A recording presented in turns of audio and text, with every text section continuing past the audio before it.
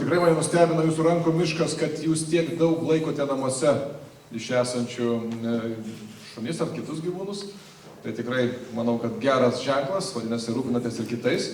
O aš asmeniškai, kaip miesto vadovas, tikrai sveikinu ir palaikau gerą pavyzdį, kurį parodo mums Jungtinių Amerikos valstijų ambasadorė, kaip reikėtų pasirūpinti gyvūnais, kurie dirbo visuomeniai.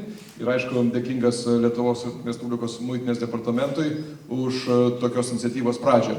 Tikiuosi, kad tokių galimybių bus daugiau ir tokių šuniukų, kurie jau bus baigę savo kaip karininko karjerą aktyvę, bet norės taip pat būti gerbiami, mylimi ir saugomi.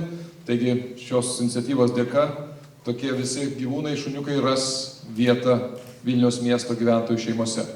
Kad šis angelas jums atneštų daug gerų pažymių ir įvertinimų, na ir svarbiausia, gerą nuotaiką ir tokią energiją, kokią jūs čia spinduliuojate. Taigi, ačiū.